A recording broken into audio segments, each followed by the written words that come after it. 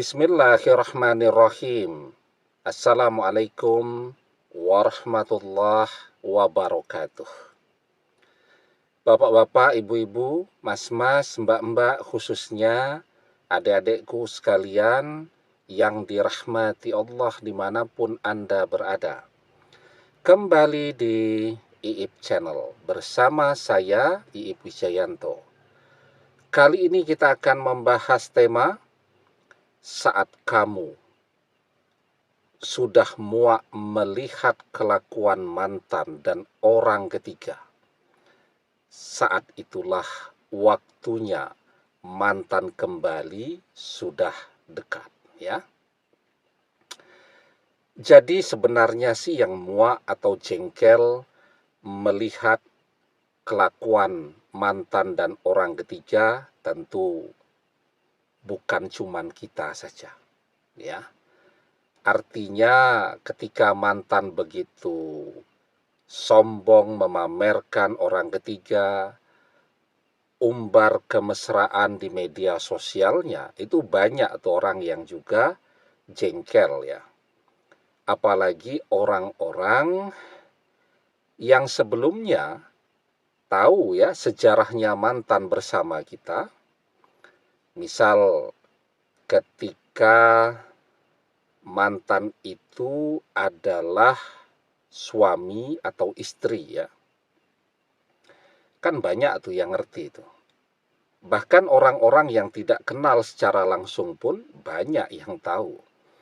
Karena kalau suami istri mestinya sering juga kan posting kebersamaan di media sosial. Tahu-tahu masuklah orang ketiga merebut mantan, dan kemudian mereka mengumbar kemesraan di media sosial. Semua orang jengkel tuh. Yang laki-laki biasanya jengkel juga tuh melihat ada perebut bini orang kan gitu. Begitu juga dengan teman-teman di media sosialnya yang wanita juga jengkel melihat perebut laki orang. Nah, jadi tidak cuman kita yang jengkel dan muak melihat kelakuan mantan, tetapi sesungguhnya yang lain juga banyak tuh yang jengkel. Jadi ketika kelakuan seseorang memancing kemarahan atau kejengkelan dari orang lain, itu ruginya banyak. Yang pertama akan mengundang penyakit ain untuk dirinya sendiri. Nanti coba dilihat di koleksi video-video kita di channel ini tentang penyakit ain.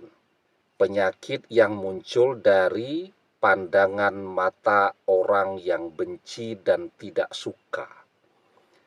Ya, bayangkan saja misal teman di media sosialnya 5.000, yang aktif menggunakan media sosial 500. Kan gitu biasanya ya. Kita punya media sosial itu yang aktif itu ya kira-kira 10% lah dari jumlah semua pertemanan, ya. 500 orang melihat dengan pandangan yang ain itu tadi, ya, yang memunculkan penyakit ain untuk mantan dan orang ketiga, ya mantan dan orang ketiga akan babak belur juga itu terkena penyakit ain, ya. Nah, kemudian yang kedua, belum lagi ya orang-orang yang punya pengalaman hidup yang sama. Jadi misal kita laki-laki ini ya, yang direbut ini adalah istri kita. Ada di media sosial itu teman-teman di media sosial yang punya pengalaman sama dengan kita. Istrinya direbut dari dia. Walaupun sekarang dia sudah move on atau sudah menikah dengan orang lain, tapi rasa jengkel terhadap orang yang punya kelakuan demikian itu akan selalu ada. Ya. Maka dalam diamnya, meskipun mereka tidak komen dan seterusnya, mereka akan mengeluarkan kutukannya untuk mantan dan orang ketiga.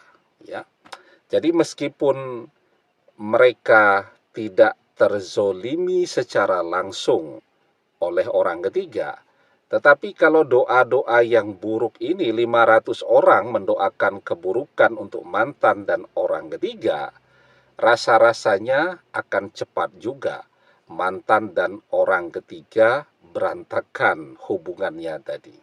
Ya, kalau kita yang mengutuk mantan dan orang ketiga memang kekuatannya luar biasa karena kita adalah orang yang telah dizolimi oleh mantan dan orang ketiga.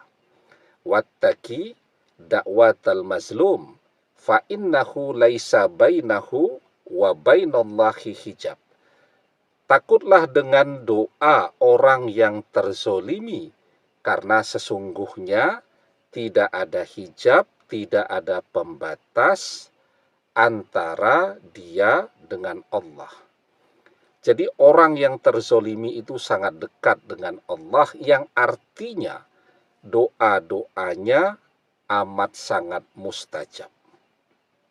Ya, nah, jadi ya, ketika kita sudah mulai muak nih, jengkel nih, benci nih, atau bencinya itu sudah sampai pada tingkat mual. Ya, kalau kemarin bencinya membuat kita menangis, tapi sekarang kita sudah tidak nangis ya, tapi sudah bencinya itu sampai membuat mual itu tadi. Ya, dan itu adalah pertanda bahwa mantan dan orang ketiga akan segera bubaran. Karena tadi ada begitu banyak tanpa mantan dan orang ketiga sadari. Orang yang tidak suka melihat kelakuannya mengeluarkan kutukan-kutukan untuk mereka. Ya, wis kayak bubarlah kata orang-orang itu tadi ya, sombongnya luar biasa. Nah, jadi itu tidak pernah mantan sadari, ditambah juga dengan kutukan dari kita. Ya, sehingga ketika mantan bubar, maka apa yang akan terjadi dalam kehidupan dia?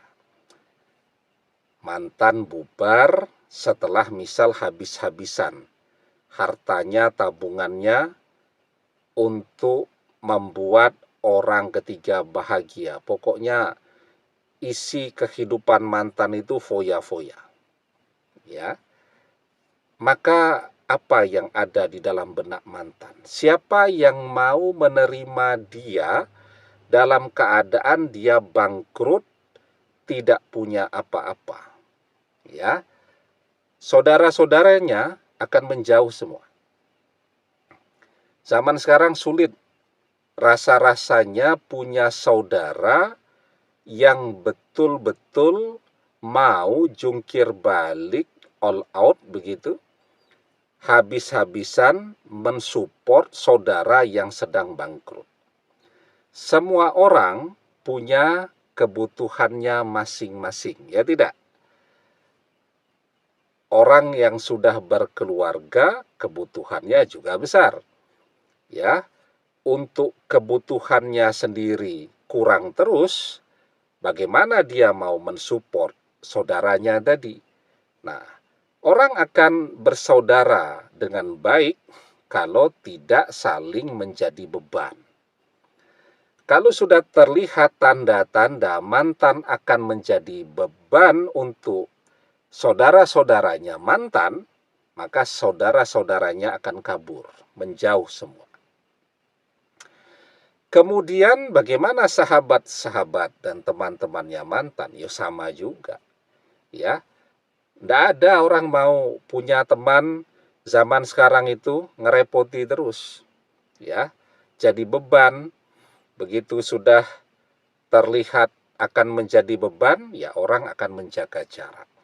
Nah, itulah yang akan terjadi di dalam kehidupan mantan.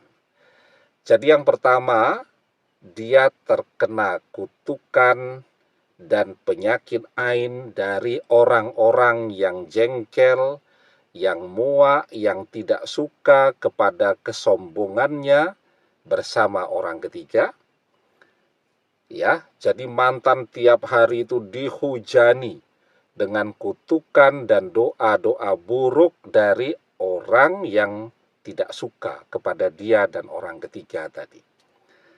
Kemudian saat kita diam kan, kita diam, kita menjauh, kita tidak pedulilah dengan apa yang mereka kerjakan pada saat ini, maka mantan dan orang ketiga akan langsung menunjukkan sikap dan karakter aslinya. Jadi di balik kemesraan yang dia tampilkan di media sosial, di balik itu ketika mantan jadi dirinya sendiri, orang ketiga jadi dirinya sendiri, yang terjadi bertengkar terus. Ya, pertengkaran setiap hari. Mantan egois, orang ketiga egois. Itu saja sudah cukup tuh untuk membuat mereka berantakan. Kan mantan egois. Yang dia pikirkan cuma kebahagiaan dia saja. Maka dia mengkhianati kita. Orang ketiga juga egois. Dia tahu mantan sudah bersama kita, dia tertarik, dia rebut mantan dari kita. Egois tambah egois itu sudah lebih dari cukup untuk membuat dua orang ini berpisah. Ya. Nah, dan ketika mantan sudah tidak punya apa-apa tadi, yang ada di dalam benaknya cuman kembali kepada kita. Orang yang mau menerima dia dalam keadaan apapun. Ya. Nah, maka itu kenapa ketika kita sudah muak, kita sudah jengkel, bukan lagi sedih seperti awal-awal perpisahan ya, atau cemburu dan seterusnya, bukan. Tapi kita sudah muak betul melihat kelakuan mantan tadi, maka itulah waktunya mereka berpisah. Dan ketika mantan tidak punya apa-apa, maka dia membutuhkan kita. Ya.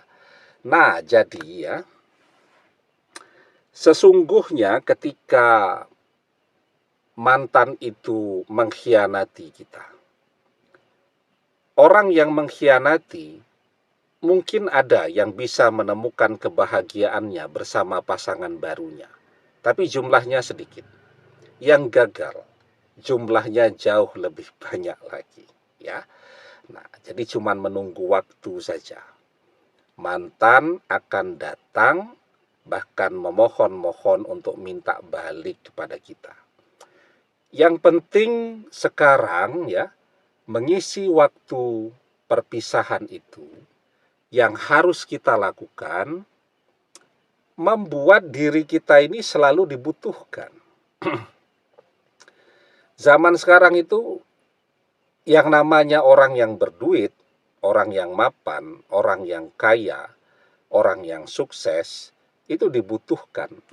Ya, jadi orang kaya, misal dia menempati sebuah rumah, ya rumah baru, cepat tuh adaptasinya. Karena apa? Karena tetangga-tetangganya suka mendapatkan orang kaya sebagai tetangga baru. Ya, tapi tidak pelit kan gitu, ramah dan seterusnya. Itu dia akan cepat sekali diterima oleh masyarakat di sekelilingnya. Begitu juga orang-orang yang sudah mengenal dia, apalagi ya, semuanya merasa butuh ya, pengen kecipratan rezeki semua dari orang yang mapan tadi. Ya, jadi ketika kita mapan ini kadang-kadang di media sosial kita bingung nih. Dulu pada saat masih sekolah enggak tahu ini siapa. Padahal kita yakin betul daya ingat kita itu sangat bagus. Ya, semua orang bilang teman sekolah, teman kuliah, sahabat kita dan seterusnya. ya. Ya tujuannya biar kecipratan rezeki tadi, mendapatkan manfaat. Nah, karena itu mengisi waktu perpisahan tadi tetap semangat ya, kerja keras. Wa alaisa lil insani illa masya'a. Dan bahwasanya seorang manusia tiada memperoleh selain apa yang telah diusahakannya. Semakin giat orang bekerja, semakin banyak pula rezeki yang bisa dia dapatkan. Amin. Demikian semoga bermanfaat. Wallahu a'lam bissawab, billahi taufik wal hidayah. Assalamualaikum warahmatullahi wabarakatuh.